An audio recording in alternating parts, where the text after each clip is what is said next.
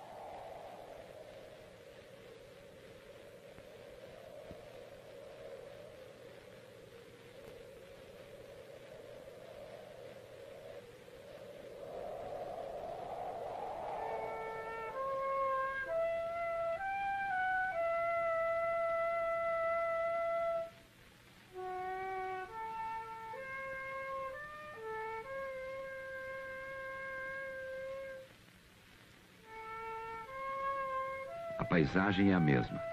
As serras, a vegetação rala, hoje o silêncio, a desolação em torno das águas represadas do Vaza Barris. Sob essas águas, adormece um drama impossível de esquecer. Aqui, sob essas águas tranquilas, a 18 metros de profundidade, já submersa a antiga vila de Canudos e o corpo do seu fundador, Antônio Conselheiro. Aqui, sob essas águas, estão submersos os despojos de 5.200 casas. Canudos. Uma cidade, um sonho, um pesadelo, ou simplesmente a luta cega pela independência inviável. A memória de Canudos está confusa, frágil, atormentada. Em torno de Canudos as consciências pesam. Aqui, sob essas águas tranquilas, milhares e milhares de cadáveres estão afogados.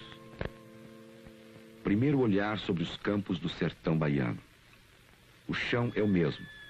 A inundação de Canudos pelas águas do açude de Cocorobó não pode encobrir toda a paisagem. O palco da luta está submerso, mas o anfiteatro em torno continua o mesmo. Em tudo, uma obstinada sugestão de morte. Nas raízes e plantas, no pó da terra árida, nos ossos dos animais.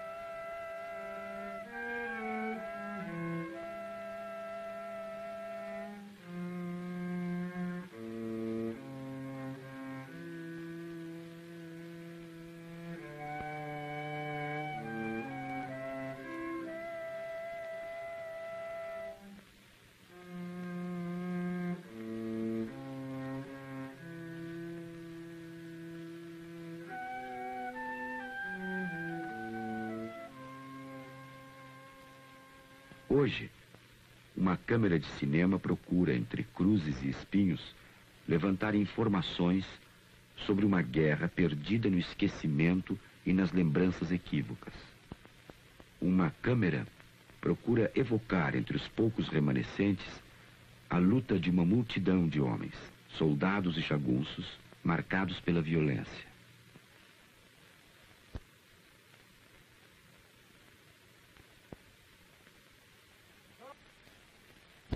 Eu entrei no combate, chamado do delegado de Monte Santo, José Esteves de Abreu, que me chamou para arranjar 10 burros de cangaia e sela. E então se arranjou-se 9 e se tocou-se para Monte Santo. E de lá, viu, receber o comboio. Então se Febrônio disse que menor não ia.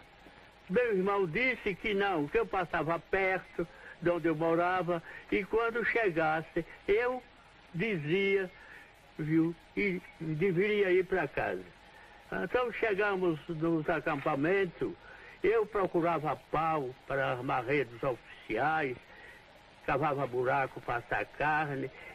O tenente Flores disse que se responsabilizava por mim e ia comigo. Como é que foi o combate da Lagoa de Sangue? O combate da Lagoa do Sangue foi na hora de se viajar, os sentinelas perdidos, se viu o tiro e o sentinela correu lá para cá, o segundo atirou, o terceiro atirou e via 2 jagunços enrabados no sentinela. Um com a foice e outro com o machado. Quando entra no quadro, eles enfiaram eles para fora. E Febrônio gritou, não tira enquanto não recebe tiro dos inimigos. Nesse meio tempo eles chegaram e dispararam as armas. E Febrônio gritou, quadrado, 3, um deitado, um de joelho e outro em pé. Cerra o fogo, cerra o fogo. Aí cerrou fogo e só se viu os rebentos. De vez em quando a caixa batia, a corneta dava sinal, mas para mim eu não compreendia nada daquilo. Pois bem, cerra o fogo, cerra o fogo. Nesse meio tempo, veio passando Febrônio por o meio, e já teve com os óculos de alcança, foi lá, foi cá, e voltou e gritou, cerra o fogo, cerra o fogo, cerra o fogo. Aí só se viu os trementes. Nesse meio tempo, eles cercaram de todo lado. Ele gritou, quadrado feito, 3 linhas de fogo atirando, como eu já declarei. E cerra o fogo, cerra o fogo. Cerra depois do fogo cerrado, ele passou e foi, voltou, e quando voltou disse em vozes brandas, dispara o fogo, para o fogo, para o fogo. Aí é que está a miséria. Um se levantava do meio dos mortos, corria, viu, são sem nada, eles atiravam e matavam. Outros de joelho, baleados, com as mãos postas, pedindo para não matar. Eles balam no ouvido. Viu? E assim foi até acabar. Depois de tudo isto, liquidado, viu, Febrônio deu ordem para ir viajar, para ir beber água. Os soldados foram beber água. Quando chegaram lá, acharam a lagoa completa de sangue dos jagunços que corriam baleados e morriam dentro. Aí voltamos sem beber. Voltou-se para cá e ele reuniu os oficiais e disse que ali tinha vindo aquele pessoal, calculasse quanto não tinha ficado dentro de Canudos. E trataram de volta. Então mandou botar em filha os mortos para contar. Depois de contado, deu 96 mortos, viu? E 10 soldados. Foi o que aconteceu na Lagoa do Cipó, que hoje é Lagoa do Sangue. Naquela serra era a estrada para Canudos. Os jagunços construíram uma trincheira de mármore e esperaram a tropa do sultão de Menes, e aqui houve um combate nessa malhada, aonde morreu aí alguns jagunços e soldados e deram grande prejuízo no criatório do fazendeiro, que era gado e criação. E aqui ainda se encontra casca de bala, ferro velho e a trincheira demolida ali na serra. Eu me chamo José Ara, sou filho de lavrador e nasci nessa região de Euclides da Cunha, antigo Cumbe, e conheci apenas a chegada do povo do Conselheiro, acompanhando ele, que vinham atacado lá do litoral, da fazenda dos Barões, procurando se refugiar pelo Monte Santo, Chorrochó, e para cumprir a sua promessa de construir as 30 igrejas que tinha prometido. E daí ficaram em Canudos por tempo, até que começaram a caluniar e mandaram uns padres pregar uma missão aí, e que eles não atenderam muito aos padres. E daí começou a desavença, porque já vinham escoltados de da perseguição que faziam os barões e os fazendeiros do litoral, porque o povo, que naquele tempo ganhava um salário de uma pataca, vivia morrer de fome nas fazendas sem direito de trabalhar e de plantarem coisas, pegaram acompanhar o conselheiro, onde ele arranjava com os fazendeiros do sertão algum recurso para eles vivendo, e assim se rodeavam. No inverno trabalhavam para eles e no verão iam fazer as obras do conselheiro, porque naquele tempo não havia cemitério em 10 ou 20 léguas. O morto tinha que ser carregado nas costas para ir apresentar o padre na vila, onde tinha o cemitério, para ser encomendado. E como esse povo abandonou mais a fazenda dos barões e do litoral, do plantio de cana da Bahia do Sergipe, começaram logo a perseguir o conselheiro, fazendo muitas calúnias a Dom Pedro II, que esse não atendeu, porque achou que era injusto, e ele não tinham briga, não tinham luta, não tinham nada, só era caluniando, porque eles não iam trabalhar. E após esta desavença, apareceu a liberdade, a alforria, e acabou de completar a obra, porque os escravos abandonaram os engenhos e acompanhavam o conselheiro com as famílias, porque no sertão tinham terra de graça para trabalhar, sem pagar nada. O único sermão do conselheiro Frisante era este: a terra não é de ninguém, a terra é de todos. O que é que o senhor faz? Escrevo os sertões, versos, sonetos, as serras, os rios, dos estados do norte, do nordeste, a fome, a necessidade das secas. O senhor escreveu já sobre a Guerra de Canudos? Escrevi vários. Porém, mais importante é o livro, Guerra no Sertão de Canudo e Sangue de Irmão, ultimamente em história. O senhor testemunhou alguma coisa quando criança? Muita coisa. Vi a calamidade da guerra. Depois, 4 dias que a força saiu, que meu pai me levou lá, para ver os mortos de Canudos. O senhor fez um museu com os despojos da Guerra de Canudos? Sim. Depois que viajei por o Brasil, 20 anos, no ano de 20 eu fui recenseador de Canudos e lá colhi a primeira espada do exército que está aqui no museu. E daí, quando viajei, tive a ideia de ver tanto museu por esses estados que andei e lembrei de imortalizar os mortos de Canudos, que era uma necessidade abandonada pelo povo da terra, que não ligavam de forma alguma. E procurei juntar armas, comprando aqui, ali e acolá, mandando desenterrar os que eles tinham enterrado e comprando e juntando em uma sala para fundar um museu em memória aos mortos que tomaram em Canudos, Capitão Salomão, Moreira César, Vilarinho e muitos outros que foram baleados, gente importante como os do conselheiro João Abade, o Pajeú, o Vila Nova e o próprio Antônio Conselheiro.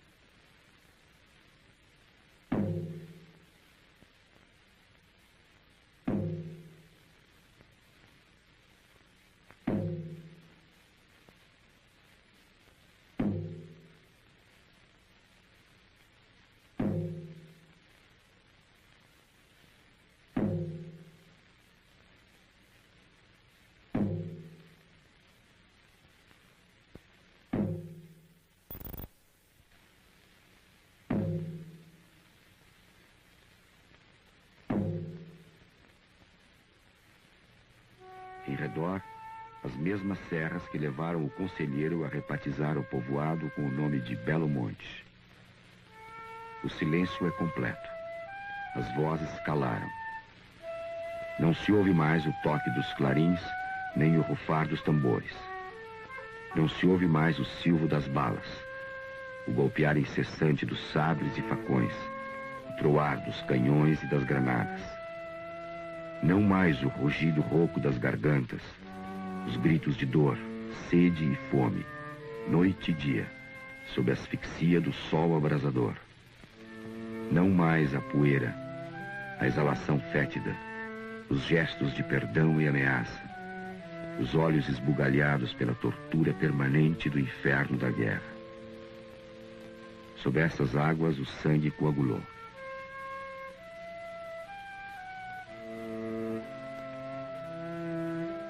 Hoje, sob a mesma luz, percorremos lentamente a paisagem esquecida. Uma estranha vegetação recobriu a terra macerada. Escombros e ruínas lembram uma tentativa de humanidade que não floresceu nem murchou. Velhas casas fazem recordar um projeto desesperado de organização humana que não foi permitido evoluir.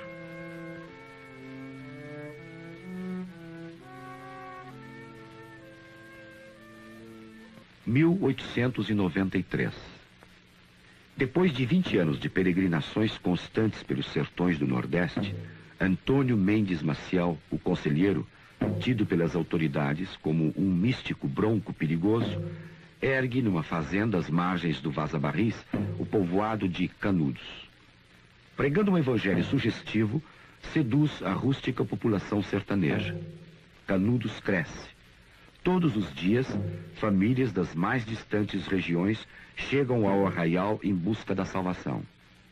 Em pouco tempo, a cidade conta com 30 mil habitantes.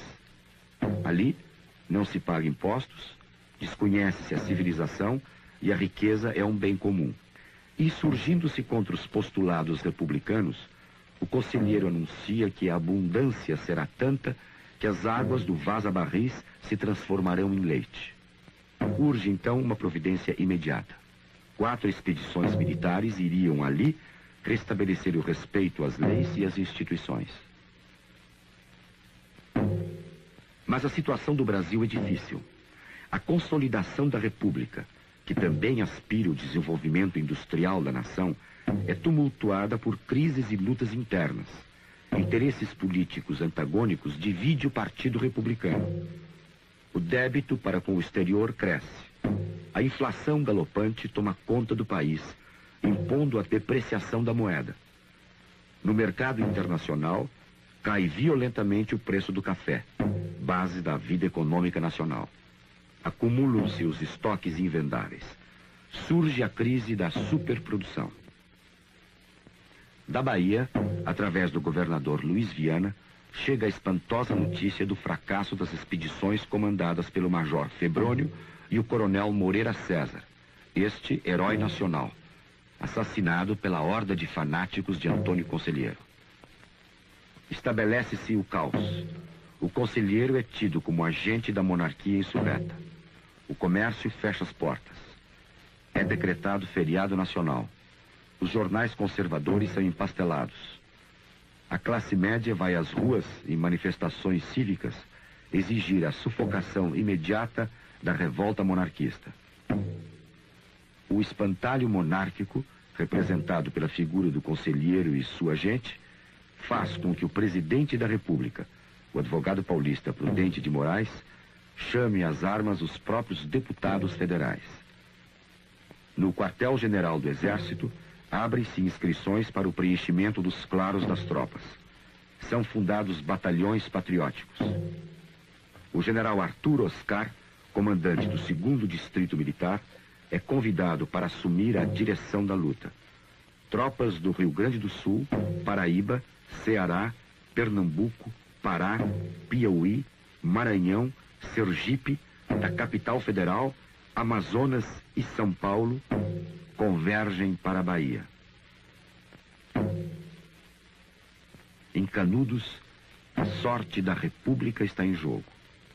8.000 soldados serão mobilizados para debelar a insurreição cabocla, que mais tarde obrigará o próprio ministro da Guerra a deslocar-se para os sertões de Canudos.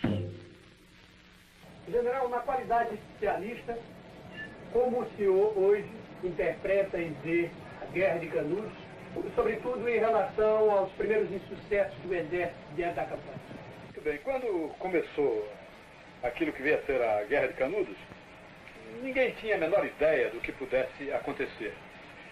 Ao governador da Bahia, por exemplo, pareceu que se tratava de uma simples agitação sertaneja, dessas que surgem e facilmente são debeladas. E nessas condições ele pediu auxílio do governo federal, no caso do comandante do distrito, do distrito militar, como se chamava naquele tempo, que hoje corresponde à região militar. Ele pediu o auxílio do comandante do distrito, que era o general Solon, aliás, homem ilustre, homem republicano histórico, e comandava a guarnição da Bahia, Salvador. O general Solon cedeu ao governo do estado, prontamente, um contingente de tropas, 104 homens, e o tenente Pires Ferreira, que tocou então para o interior, certo de que ia fazer uma marcha muito simples, uma operação sem nenhuma dificuldade, com a qual resolveria o problema do Antônio Conselheiro reclamado. E partiu de Juazeiro, que foi o seu lugar de estação, e veio até a cidade de Uauá, onde recebeu a visita dos chamados jagunços, dos homens de Antônio Conselheiro, que vieram ao seu encontro. E ele estava dormindo, com a sua tropa posta em sossego, quando pela noite adentro surgiram os homens de Antônio Conselheiro na estrada, uma multidão, cantando, entoando ladainhas, e agrediu com poucos homens e armas muito primárias os sentinelas. Travou-se então um tiroteio, os soldados foram despertados, tomaram posição de combate, se esconderam nas casas, pelas janelas e foram alvejando a multidão. A multidão foi muito atingida, a multidão de fanáticos foi muito atingida, mas a tropa ficou em pânico e empreendeu no dia seguinte, mal o dia amanheceu, empreendeu uma volta apressada e aflita em direção a Juazeiro. Depois desse desastre, desse fiasco, dessa surpresa de Uauá com o tenente Pires Ferreira, é que o governo se deu conta de que algo mais sério havia. E foi quando se organizou, então, a primeira expedição propriamente dita, que é a expedição confiada ao Major Febrônio. Então, essa expedição parte e é também surpreendida pela potencialidade e pelos métodos de combate dos chamados jagunços. Logo a seguir, em dezembro, já vem a segunda expedição, que é a expedição, uma expedição já importante, a expedição do coronel Moreira César. Moreira César, tido como uma autoridade máxima em campanha, ele havia sido um vitorioso, implacável na Revolução Federalista no Sul, sobretudo em Santa Catarina. Mas o que faz Moreira César? Cheio de confiança em si próprio, ele se lança no sertão inteiramente despreparado para aquilo que ia ser enfrentado. Aí que começa o problema propriamente da inadequação.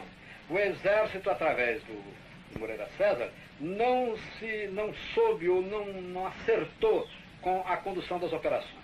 Ele pretendeu fazer uma operação clássica, uma operação convencional, com grandes massas, lançando os soldados de qualquer maneira sobre os jagunços. Mas isso não funcionava naquela caatinga, porque se tratava, e já estava bem claro isso, se tratava de uma guerrilha. Ora, uma guerrilha não se resolve com a guerra clássica. Isso não foi só naquela ocasião e naquele tempo, mas em todos os tempos, ainda hoje. Nós tivemos exemplo bem frisante de como a guerrilha é poderosa e é capaz de derrotar os exércitos mais poderosos do mundo, que foi no Vietnã, quando os americanos tiveram um revés, afinal reconhecido por eles próprios, em face de uma guerrilha.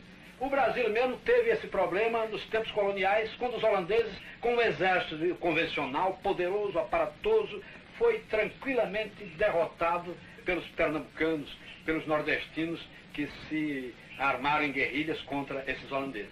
Então, o fenômeno foi o mesmo que ocorreu em Canudos. Resultado, o Moreira César ficou morto lá. Morreu em combate por força do seu erro. Pagou com a vida a sua própria inadvertência em relação àquele tipo de guerra que se feria naquelas caatingas. É nessa ocasião que intervém um homem que vai decidir o destino de Canudos. É o ministro da Guerra, o Marechal Machado Bittencourt. Ele compreende que era preciso organizar a logística da campanha. E pessoalmente se transfere para o Teatro da Luta, na Bahia, e começa a trabalhar a organização do que se chama a logística. E foi isso que aconteceu. O Marechal Bittencourt organizou os abastecimentos, metodicamente, criou uma base de operações, e a partir daí o cerco de Canudos se pôde fazer com rigor, e o assalto ao Arraial de Canudos também se fez de uma forma impiedosa até a sua destruição. O fato serve para fortificar a impressão que todos nós temos de que se dava Canudos como uma guerra contra a República, como uma luta monarquista. Isso também contribui para aquele ambiente de regozijo geral no momento em que Canudos é esmagado. Mas, no fundo, do ponto de vista militar, foi tão somente uma luta de guerrilheiros, para quem a vida tinha pouca importância e que conheciam muito bem aquela região e dispunham de armas, embora disponham de armas muito precárias, dispunham de um ânimo invencível. E foi esse ânimo invencível e o conhecimento da terra em que lutavam que lhes deu, por muito tempo e de uma forma bastante apreensiva para o governo, lhes deu a impressão de uma tropa poderosa. Nada disso. Eles eram frágeis, eles estavam mal armados e o que tiveram a seu favor foi o conhecimento da terra e o ânimo extraordinário de luta com que se portaram até o fim.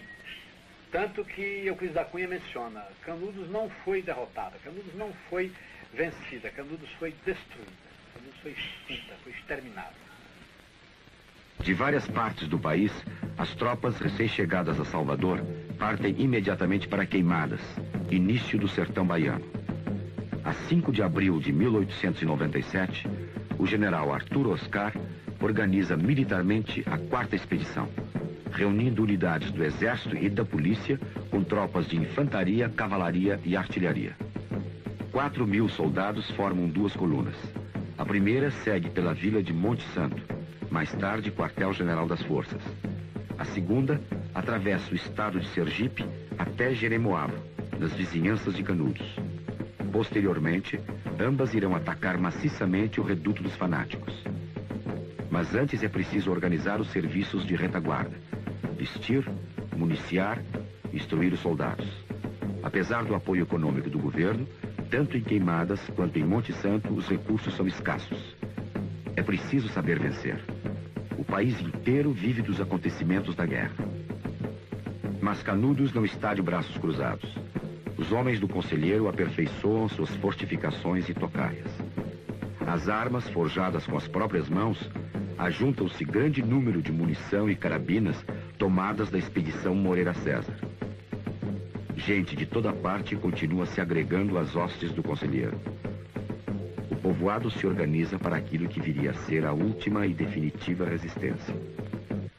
As diversas expedições que foram enviadas contra Antônio Conselheiro em Canudos, no interior da Bahia, essas diversas expedições, confiadas a militares ilustres, homens que haviam se batido no Paraguai com, vamos dizer, bravura e mais ainda com profundo conhecimento da tática militar, não poderia ter absolutamente nenhum sucesso em face da concepção que tinham aqueles chefes, que para lá foram, de que ali iriam encontrar um campo tão propício para o desenvolvimento daquela tática militar tradicional.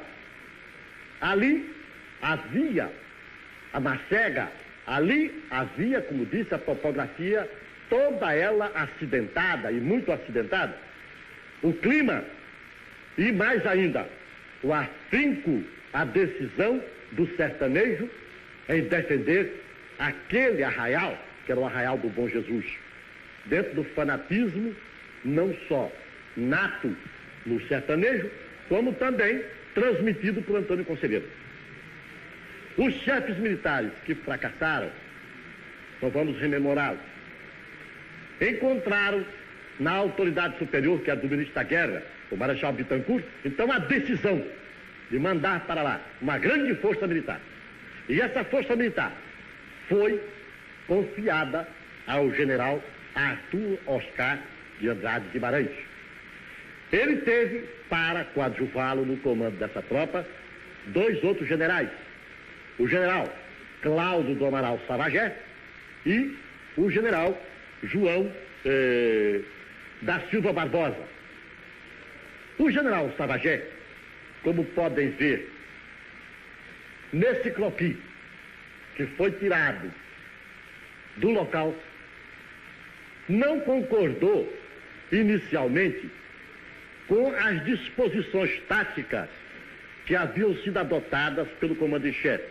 Respeitosamente, ele ponderou que todas as outras expedições que haviam se desenvolvido por Monte Santo fracassaram, porquanto o sertanejo não fazia aquela campanha de campo aberto como das coxilhas do Rio Grande do Sul, a que Arthur Oscar estava acostumado.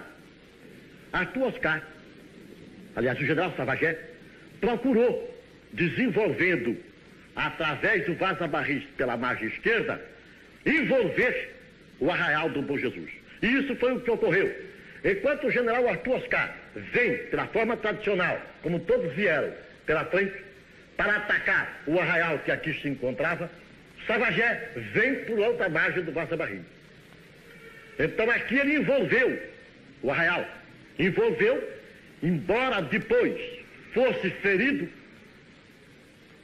o general Savagé conseguiu assegurar a vitória que deu, finalmente, às forças federais, não somente exterminar com aquela rebelião, mas também acabar de uma vez com aquele conflito entre irmãos. Ficou a lição na história, uma lição que serve para nós até hoje, que acima dos interesses personalistas deve estar sempre os interesses mais altos, que são os interesses da pátria. Durante um ano, o povo do Conselheiro resistiu 4 expedições militares. A cada dia os combates iam se tornando mais sangrentos, corpo a corpo, face a face, entre golpes de facão e sabre, soldados e jagunços sucumbiam num banho de sangue sem precedentes na história das guerras nacionais. Os lutadores se atracavam ferozmente, não havia dó nem piedade. Adotando um estilo de guerra desconcertante, feito de movimentos rápidos e ataques inesperados, os sertanejos lutavam tenazmente, levando o desespero e a aflição às tropas oficiais. Mas, gradativamente, com a chegada do ministro da Guerra ao palco da campanha, general Machado Bittencourt, as forças do governo foram fechando o cerco. Trazendo um reforço de 3.000 homens, o ministro da Guerra estabelece, afinal, em Monte Santo, um eficiente sistema de abastecimento que muda de imediato o panorama da luta. O resultado não se faz esperar. Isolada, com um círculo de fome e sede, fustigada pela fuzilaria e pelos canhões, Canudos foi conquistada palmo a palmo. O combate tinha seus dias contados. A resistência era absurda. A ferro e fogo, parte do arraial cai nas mãos das tropas do exército. Com a morte do conselheiro a 22 de setembro, a guerra chega praticamente ao fim.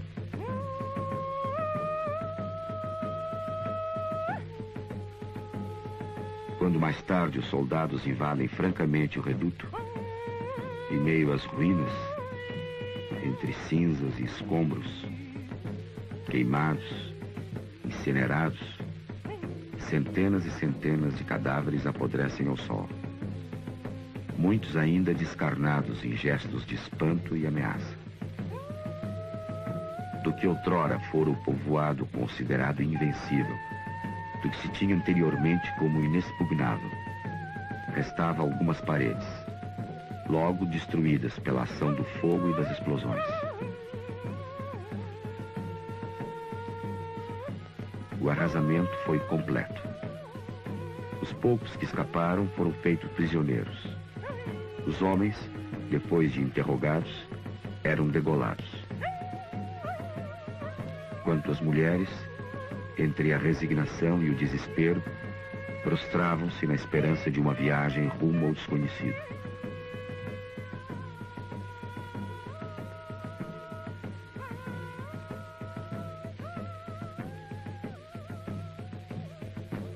E as crianças, as dotadas de melhor sorte, eram consideradas relíquias de guerra e levadas com os vitoriosos.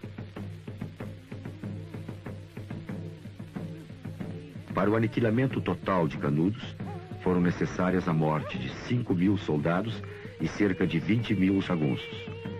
Batalhões que, no início da guerra, marcharam para o arraial com 600 homens, estavam reduzidos a pouco mais de uma centena.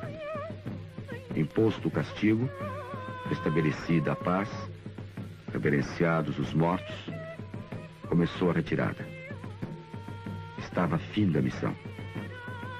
Canudos era um mau exemplo. Não deveria ficar na memória. Antes, porém, sob as vistas do comando-geral, foi exumado e fotografado o cadáver do conselheiro. Sua cabeça foi cortada e levada para a capital como objeto de estudos. O resto do corpo, envolto numa esteira, foi novamente sepultado.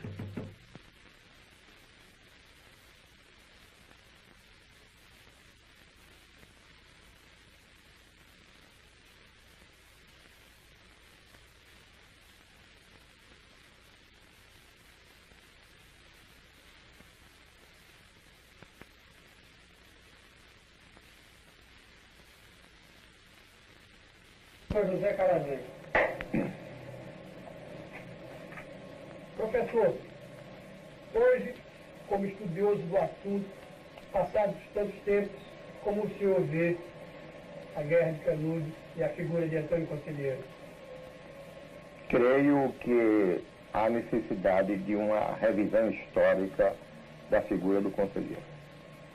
Porque, no meu modo de julgar, pelo que tenho conseguido ver nos documentos, nos depoimentos, o conselheiro é realmente uma figura de líder da sua época, pelos serviços que prestou ao sertão, construindo igrejas, levantando muros de cemitérios, fazendo pequenos tanques para o uso da população, dando seus conselhos sempre no sentido do bem.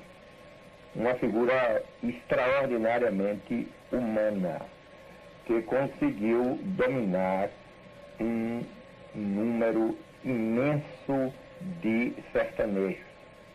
Todos recordam a figura do conselheiro como a de um homem bom, que só pregava o bem. A desgraça que houve, dizem eles, não foi por causa do bom Jesus conselheiro. Ele distribuía com os pobres os recursos que angariava nas suas pregações. Conversava com os seus adeptos com a voz muito mansa, muito suave, a todos chamando meu irmão. E esses, por sua vez, o tratavam como meu pai. Jamais se intitulou conselheiro, sustentando que era apenas um simples peregrino preocupado em ajudar os desventurados. É por isso que eu acho que a sua figura humana alcançou tanto prestígio no seio das populações do Nordeste baiano. Ninguém nessa região jamais teve tanto prestígio. Prestígio que era capaz de enfrentar o das autoridades religiosas e o das autoridades civis, donde naturalmente os choques que surgiram. Quanto à guerra, devemos considerar que o conselheiro viveu nos sertões da Bahia durante cerca de 25 anos, de 1874 a 1897. E que durante este tempo várias mudanças ocorreram na vida brasileira que foram verdadeiros impactos sobre a população sertaneja. Como, por exemplo, a abolição do cativeiro, a proclamação da República, a separação da Igreja do Estado, o estabelecimento do casamento civil, transformações que os sertanejos não tinham formação para entender. Então, o povo se voltava para uma força superior capaz de resolver todo aquele problema. Inclusive, lembremos do encilhamento, o aumento dos preços, aumento vertiginoso depois da República. E acusavam a República por muitos desses males. Ora, o conselheiro ia congregando em torno de sua pessoa todos aqueles que se sentiam desamparados, sofridos, angustiados. E esse número de acompanhantes do conselheiro, estabelecidos com ele num lugar chamado Canudos, que o Bom Jesus denominava de Belo Monte, era, de fato, um aglomerado humano que foi se tornando independente, sem nenhuma obediência à autoridade do poder civil ou à autoridade do poder eclesiástico. Só mandava, só dirigia o conselheiro.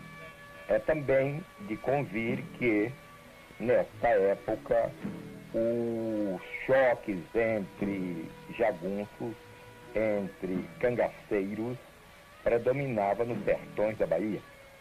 Foi um período de muitas lutas entre grupos de coronéis de partidos diferentes que disputavam o poder nas suas localidades. Então havia um clima de luta, um clima de guerra. E muitos desses jagunços foram também para Canudos, criando com isto um clima de desordem que não era aquele preconizado, defendido pelo conselheiro, mas que a partir de determinado momento não teve mais forças para controlar uma população imensa e com elementos indiscutivelmente à margem da sociedade, com verdadeiros marginais do sertão.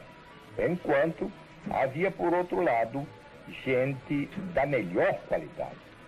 É injustiça considerar que somente elementos maus acompanharam o conselheiro.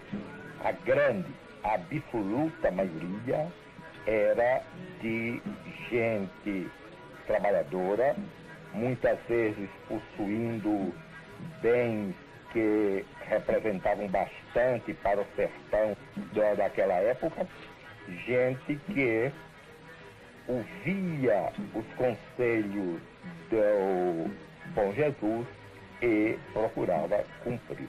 Lógico que houve uma intervenção de grupos políticos. Há dois aspectos políticos no caso de Canudos. Primeiro é o aspecto regional. Os inimigos de Louisiana, governador do estado, apontando-o como responsável pelo desenvolvimento de Canudos, que ele queria ver crescer para se tornar um centro de combate aos seus adversários políticos. Por outro lado, na área federal, com os florianistas exaltados, saudosistas, que haviam perdido o seu líder Floriano e responsabilizavam Prudente de Moraes pelo que estava acontecendo no sertão, onde se imaginava, de modo absolutamente inverídico, que o conselheiro mantinha ligações com um grupo da monarquia. É hoje fato incontestável, indiscutível, não ter havido jamais, em momento algum, ligação entre Canudos e a monarquia. Canudos era um grupo humano que cresceu demasiadamente e se tornou perigoso para a sobrevivência do poder naquela região. Hoje o sol torna a brilhar sobre as águas represadas do Vaza Barris. O silêncio é profundo. Reina uma ordem inalterável.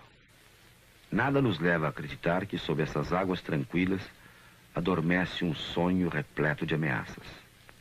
Nada nos leva a crer que 25.000 mortos assombram essa paisagem. Pois a guerra acabou e com ela os atos de ousadia e coragem.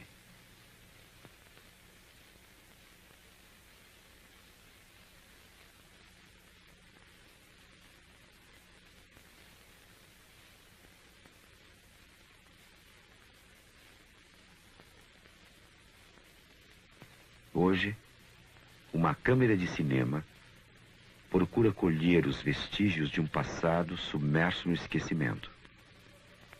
Como avaliar a realidade de uma guerra em que a fuga representou uma ameaça e a fé rude um ato de loucura? Como imprimir uma imagem cuja essência era de uma dor permanente, do medo, do pavor, da angústia e da humilhação? Só podemos mostrar a superfície e a face, nem mesmo a cor, tampouco as sombras. Sim, os nossos passos são inúteis, e as nossas imagens apenas a ilusão de nossas retinas, durante o breve ato de uma projeção.